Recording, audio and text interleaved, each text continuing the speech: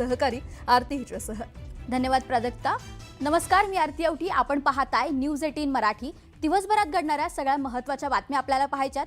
सुरुवात हेडलाईन्सने। हेडलाईन्स प्रायोजक राम बंधू लोणचे। आता प्रत्येक जण जिंकेल।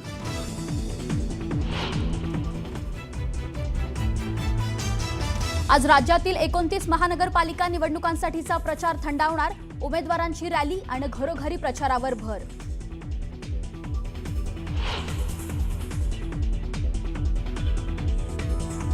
प्रचाराच्या शेवटच्या दिवशी नेते मंडळींचा रोड शोवर भर। नागपुरात फडणवीस, मुंबईत शिंदेंचा रोड शो, तर राज ठाकरे पुण्यातील शाखांना देणार भेटी।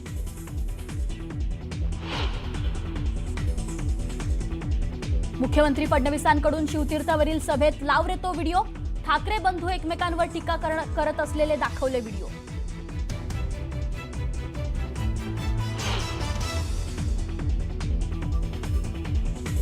मैं काल मी जो बोललो ती रसमलाई आली होती, बोलतोय खाली की मुंबई महाराष्ट्राची नाही म्हणून जाईल। तो असं बोललाच नाही म्हणे, त्याचा म्हणे तो अर्थच होत नाही।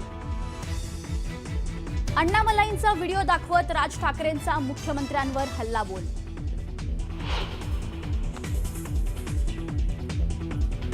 मुंबई, ठाणे, कल्याण, डोंबिवली, पालघर, गुजरातला जोडण्याचा प्रयत्न। राज ठाकरेंचा ठाण्यातील सभेतून केंद्र आणि राज्य सरकारवर घणाघात।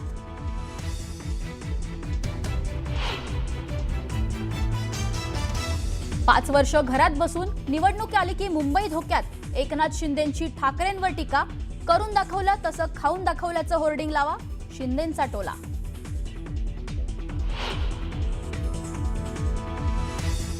नाशिकमधल्या शिवसेनेचे शहर प्रमुख तिदमेंवर मंत्री महाजनांचे आरोप। ड्रग्ज पेडलर सोबत संबंध असल्याचा केला आरोप।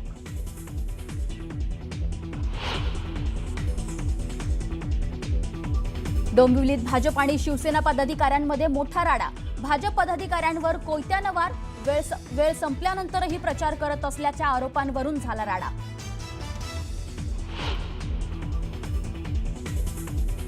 आणि बांगलादेशात आणखी एका हिंदूची हत्या। समीर कुमार दास या व्यक्तीला जमावानं केलं ठार। महिन्याभरात 8 हिंदूंची हत्या।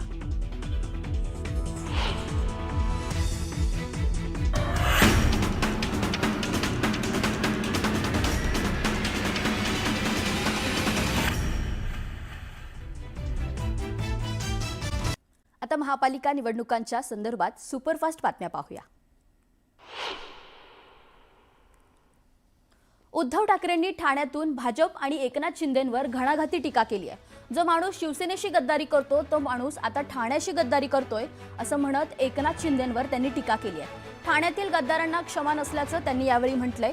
2 सुरतवाले आपल्याला लुटत असल्याचं म्हणत त्यांनी मोदी शहांवर निशाणा साधलाय। तर दुसरीकडे मुंबईच्या ठेवींवर फडणवीसांनाही खडेबोल सुनावलेत। एकमेकांचे कट्टरवैरी असलेले गणेश नाईक आणि एकनाथ शिंदे हे एकमेकांवर तुटून पडत असल्याचं चित्र पाहायला मिळते। त्यातच आता गणेश नाईकांनी एकनाथ शिंदेंना आणखी एक इशारा दिलाय। आम्हाला छेडू नका, नादाला लागाल तर तुमची जागा दाखवणार असा इशाराच नाईकांनी शिंदेंना दिलाय। नवी मुंबईच्या विकासात कुणालाही अडथळा आणू देणार नाही। देवाभाऊ तुमच्या पाठीशी खंबीर उभा आहे असं सूचक विधान मुख्यमंत्री देवेंद्र फडणवीसांनी नवी मुंबईतल्या सभेतून केलंय।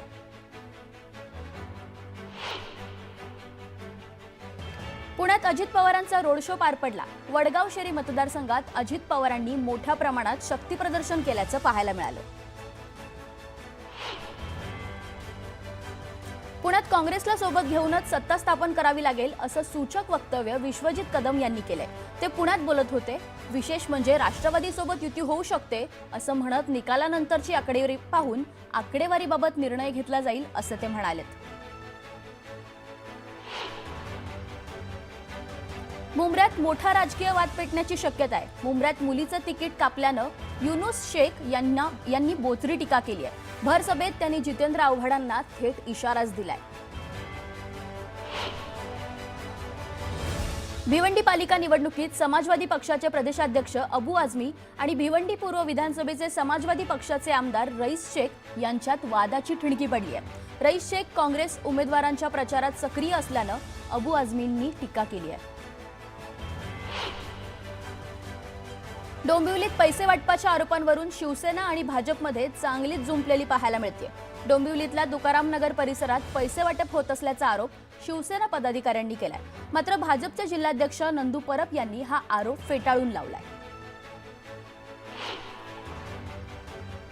संभाजीनगरच्या प्रभाग क्रमांक 17 मध्ये ठाकरेंच्या शिवसेनेच्या उमेदवार वंदना कुलकर्णींनी घरोघरी जाऊन प्रचार करण्यावर भर दिलाय.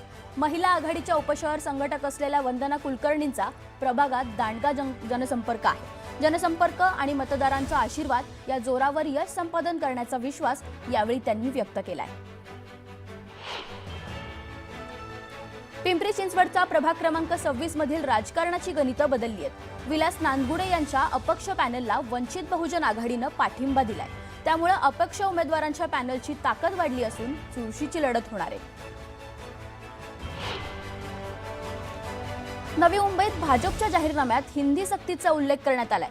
मनपा शाळेत हिंदी सक्ती करण्याचं भाजपचं वचन असल्याची घोषणा या जाहीरनाम्यातून करण्यात आली आहे. दरम्यान मनसे आणि ठाकरेंच्या शिवसेनेने भाजपवर जोरदार टीका केली आहे. आमच्या बहिणींचीच आता वेळ आहे, त्यांना कोणीही थांबवू शकत नाही. आता आम्ही लखपती दीदी योजना आणली.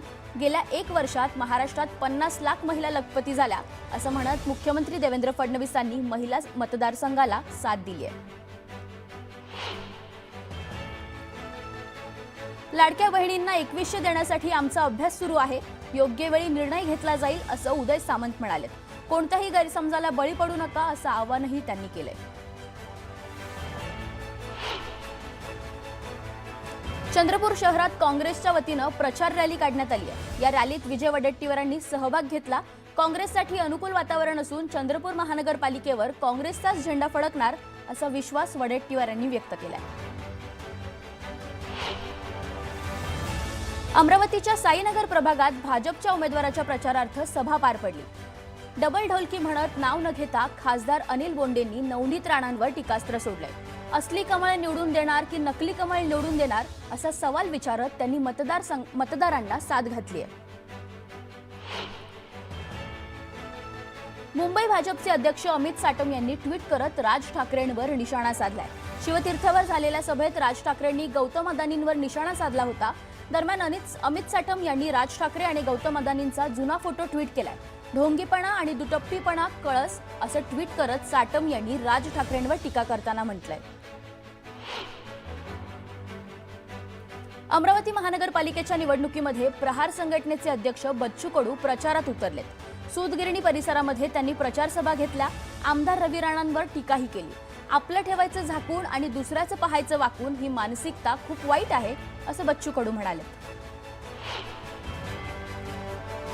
भाजपचे नेते आणि मंत्री आकाश पुणकर यांनी भाजप समर्थित उमेदवार अपर्णा ठाकरे यांच्या प्रचारार्थ सभा घेतली. आता नो राणा नो पाणा, फक्त कमळ कपाट निवडून आणा असं आवाहन यावेळी त्यांनी केलंय. भाजप युवा स्वाभिमानीची युती तुटल्यानं त्यांनी हे विधान केलंय. मराठा मोर्चाचा ठाकरे बंधूंना पाठिंबा जाहीर झालाय. मुंबईत मराठी बांधव ठाकरे बंधूंना मतदान करण्यासाठी आवाहन करतायत. मनपा निवडणुकांसाठी मराठा मोर्चानं आपली मोठी भूमिका जाहीर केली आहे. पिंपरी चिंचवडमध्ये भाजपने प्रचारात आघाडी घेतली आहे. प्रभाग क्रमांक 9 मध्ये कमळाची फुलं भेट देऊन मतदारांशी संवाद साधला गेलाय. जनता आपल्यालाच निवडून देईल असा विश्वास भाजप उमेदवार कमलेश वाकळे यांनी केलाय.